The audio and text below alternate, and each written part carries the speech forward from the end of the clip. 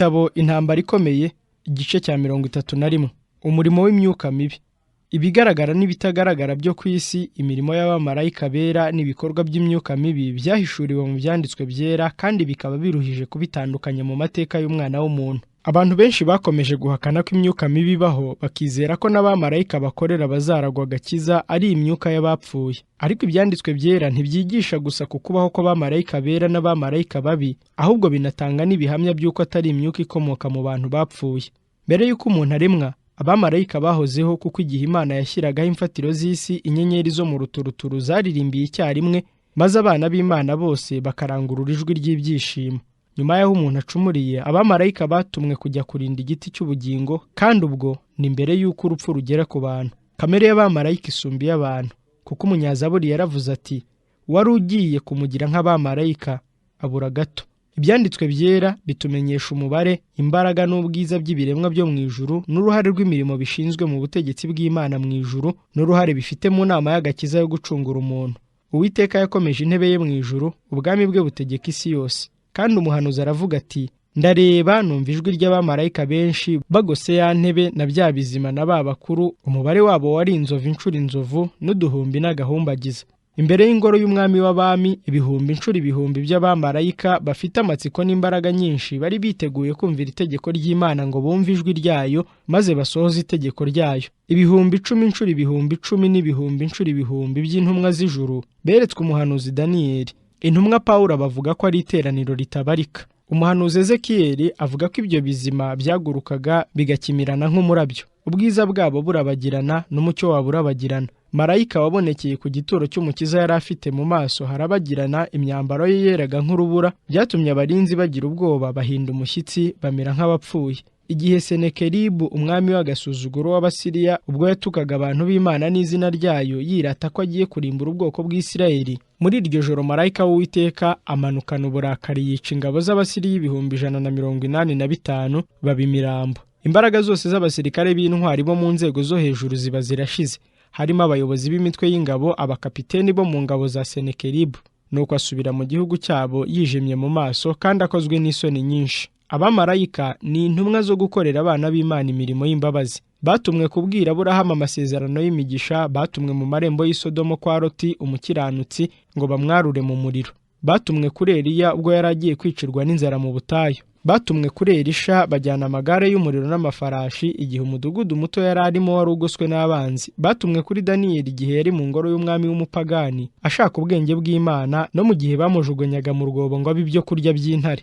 Batumwe kuri Petero ari mu kasho ya Herode, bamuciriye urubanza rwo gupfa. Batumwe ku banyururu bari bafungiwe muri gereza y'Abanyafilipi. Batumwe kuri Pawulo na bagenzi b'igihe baterwaga n'umuraba wa nijoro uteye ubwoba mu nyanja ngari. Batumwe gukingura umutima wa Koruneliyo ngo abone uko yakira ubutumwa bw'agakiza. Batumwe kuri Petero ngo ashyire umusirikare w'umunyamahanga ubutumwa bw'agakiza. Uko niko abamarayika bera bagiye bakorera abantu b'Imana mu myaka myinshi. Umwigishwa wa Kristo wese yagenewe marayika wo kumurinda. Abo barinzi bo mu ijuru bakingira abakiranutsi ibitero by'umwanzi. Ibyo Satani yari abizi, nicyo cyatumye avuga ati, mbese Yobu yubahira Imana ubusa? Ntiwagiye umurinda we n'inzu ye n'ibyo atunze byose? Uburyo Imana irinda abantu bayo bwavuzwe n'umunyazaburi muri aya magambo, marayika w'Uwiteka abambisha amahema yo kugota abamwubaha, akabakiza. Umukiza yavuze iby'abamwizera ati, mwirinde mudasuzugura umwe muri aba bana bato. Ndababwira yuko abamarayika babo bo mu ijuru bahora bareba mu maso ha Data wo mu ijuru. Abamarayika batumwa gukorera abana b'Imana, bemererwa kwibanira n'Imana mu bihe byose. Nguko uko abantu b'Imana bahora bahanganye n'imbaraga z'ibishuko n'ubucakura budahwema bw'umutware w'umwijima n'ubushobozi bwe bw'ibibi byose, bafite ubwishingizi buhoraho bw'uburinzi bw'abamarayika bera bo mu ijuru. Ubwo bwishingizi babubona banabukeneye. Niba Imana yarasezeranije abana bayo isezerano ry'ubuntu n'uburinzi bwayo, ni nako batabura gusakirana n'ingabo z'umwanzi zifite imbaraga zikomeye, ingabo zitabarika, zikorana umuhati, zidacogora kandi zabyiyemeje. Ntawe ukwiriye kuyoberwa ubucakura bwa Satani cyangwa ngo abure kubwirinda. Abamarayika babi baremwe ari abaziranenge, bari bahwanije kamere, imbaraga n'ubwiza bihwanye n'ibyo biremwa byera byo mu ijuru, ari by'ubu byitwa intumwa z'Imana. Ariko abo bamarayika babi bo baguye mu cyaha, bafataniriza hamwe kugerageza gutesha Imana agaciro no kurimbura umuntu yari yaremye. Bafatanije na Satani mu bugome bwe, kandi bacanwa nawe mu ijuru. Bakomeje kumushyigikira mu ntambara arwana n'ubutegetsi bwo mu ijuru mu myaka yose yakurikiyeho. Ibyanditswe byera bitubwira ishyirahamwe ryabo, ubutegetsi bwabo n'amategeko yabo y'uburyo bwinshi, ubuhanga bwabo n'ubwicanyi bwabo n'uburyarya bwabo, barwanya amahoro n'umunezero bya mwene muntu. Isezerano rya kera rirondora ibyabo, ubundi rikerekana ukubaho kwabo na kamere yabo. Ariko igihe Kristo yari mu isi, nibwo imyuka mibi yigaragaje mu buryo bugiye butandukanye. Kristo yazanywe no gusohoza umugambi w'inama y'agakiza. Ubwo Satani yari amaze gufata umugambi wo kwigarurira isi yose, yari yarashoboye gukwiza ibigirwamana mu mpande zose z'isi usibye muri Palestina. Igihugu kimwe umushukanyi atari yarashoboye kwigarurira nicyo Yesu yajemo kumurikishiriza abantu umucyo wo mu ijuru. Aho niho imbaraga ebyiri zikomeye zahiganiye ubukuru. Aho niho Yesu yaramburiye ibiganza bye by'imbabazi, ararikira abashaka imbabazi n'amahoro ye kumusanga.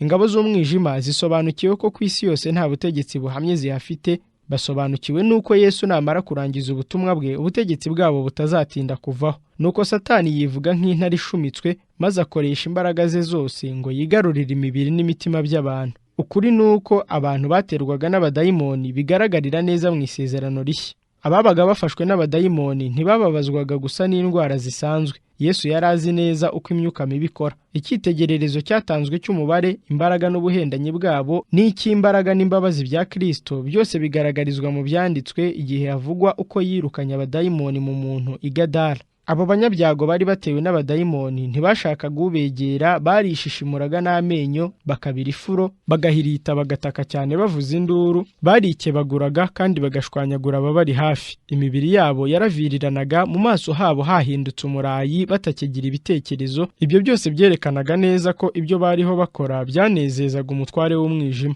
Dayimoni umwe wabategekaga yaratangaje ati, "Nitwa Legion kuko turi benshi." Mu ngabo z'Abaroma, Legion imwe yabaga igizwe n'umubare w'abasirikare kuva ku 3,000 kugeza ku 5,000. Ingabo za Satani nazo ziremamo imitwe, kandi umutwe mutoya w'abadayimoni bari bateye abo bantu babazwe ntibabura kugera kuri Legion imwe. Ku bw'itegeko rya Yesu, iyo myuka mibi yavuye muri abo bantu, bicaye iruhande rw'Umukiza batuje, bafite ubwenge kandi bitonze. Ariko abadayimoni bahawe uburenganzira bwo kuroha amagana y'ingurube mu nyanja. Nuko abaturage b'i Gadara babona ko umugisha utanzwe na Yesu babereye igihombo, nuko birukana Umukiza waturutse mu ijuru. Ahanini kandi icyo nicyo Satani yashakaga, kwamagana Yesu kubw'igihombo cyo kubura ingurube zabo. Satani yabifatiyeho, maze yinjiza inarijye n'uburakari mu mitima y'abo baturage, banga kumva amagambo y'Umukiza. Nta gihe Satani atarega abakristo guteza ibyago, ubukene n'imibabaro mu gihe cyo kuganisha umuvumo aho wari ukwiriye kuba, ariho kuri we no ku ngabo ze. Ariko umugambi w'Imana ntutsindwa. Yemereye imyuka mibi kurimbura umugana w'ingurube, abikoreye gucyaha Abayuda boroye izi nyamaswa zanduye kubw'inyungu zabo mbi. Iyo Yesu ataza kubasha kwirukana abo badayimoni mu bantu, ntibajyaga kuroha ingurube mu nyanja gusa, ahubwo bajyaga kuzirohanamo n'abashumba bazo ndetse na bene zo. Kurokoka kwa bombi, abashumba na bene ingurube, kwaturutse ku mbaraga y'urukundo Yesu akunda abantu. Ubundi kandi Yesu yemeye ko ibyo bibaho kugira ngo yereke abigishwa be ibibi Satani agirira abantu n'inyamaswa. Umukiza yashakaga kwigisha abigishwa be ko bakwiriye kumenya umwanzi bagiye kuzasakirana nawe, kugira ngo batazayobywa bagatsindwa n'uburiganya bwe. Kandi yashakaga no kugira ngo abaturage bo muri ako gace bibonera imbaraga ze zicagagura ingoyi z'ububata bwa Satani, zikabohora abo yari yaragize imbata. Nubwo Yesu yahavuye, abo bantu bakorewe igitangaza cy'agakiza bakomeje gukwiza hose inkuru z'imbabazi z'uwo mugira neza. Ibindi byitegererezo bihwanye n'ibyo bivugwa mu byanditswe. Umukobwa w'umusirofoyinikekazi yari yatewe na dayimoni aramurembya, maze Yesu amwirukanisha ijambo gusa. Hari uwatewe na dayimoni yari impumyi kandi ari ikiragi. Umusore wari watewe na dayimoni utavuga, ibihe byinshi yajyaga amuta mu muriro, ubundi akamuta mu ruzi kugira ngo amurimbure. Uwari wahanzweho na dayimoni wanduye yarababazwaga cyane, akabuza abantu amahoro mu rusengero i Kaperinawumu. Ku munsi w'isabato bose bakizwaga n'uwo mukiza w'impuhwe nyinshi. Ahantu hose Yesu yirukanishaga abadayimoni itegeko gusa, bakavumbuka mu wari wahanzweho ubutazongera kumubabaza ukundi. Abari bari mu rusengero i Kaperinawumu babonye imbaraga za Yesu, bahera ko baratangara, nuko barabwirana bati, "Mbega rino jambo ni jambo ki? Arategekesha abadayimoni ubutware n'ububasha nabo bakamwumvira." Icyagaragazaga bahanzweho n'abadayimoni nuko bagiraga umubabaro mwinshi. Kugira ngo babone imbaraga z'indengakamere, bamwe bemeraga gukoresha ubushobozi bahawe na Satani. Uko bisanzwe, abo ntibabaga bakorana na Satani. Muri ayo matsinda habagamo n'imyuka y'ubupfumu nka Simoni Magus, Iruma wari umurozi n'umukobwa w'umupfumukazi wajyaga kurikira Pawulo na Silasi i Filipi. ntabatera akaga ko kwikurura mu bikorwa by'abadayimoni nk'abantu barenga ku buhamya bwinshi no ku byanditswe byera bagahakana ibikorwa by'umwanzi n'abamarayika be. Igihe cyose twirengagije ubucakura bwabo baba bigiriye amahirwe akomeye, kuko benshi bazemera ibitekerezo byabo bitwaje ko ari ubwenge bwabo. Iyo niyo mpamvu ubwo twegereje iherezo ry'ibihe, igihe Satani akorana imbaraga zikomeye kuyobya no kurimbura, akwirakwiza inyigisho hose zo kwizeza abantu ko atigeze abaho. Umugambi we ni uwo kwitwikira we n'imikorere ye ntibishyirwe ku mugaragaro, bigakomeza kwibera mu mwijima.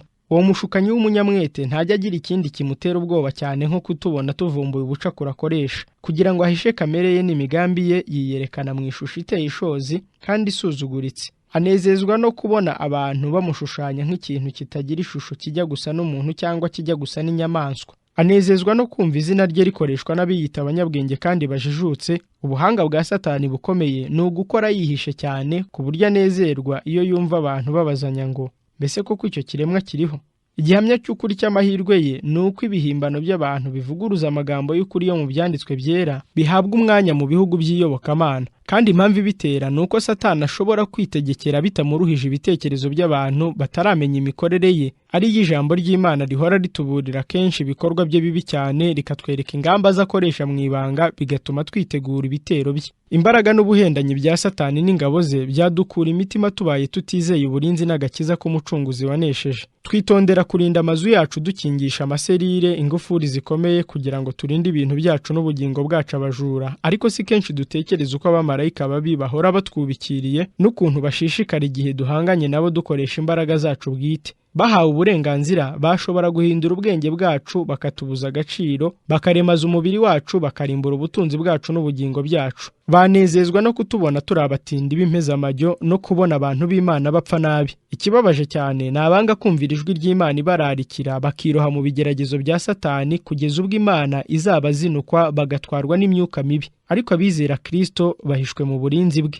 Abamarayika b'imbaraga boherezwa kubarinda bavuye mu ijuru. Umwanzi ntashobora kumena igihome Imana yazengurukije ubwoko bwayo.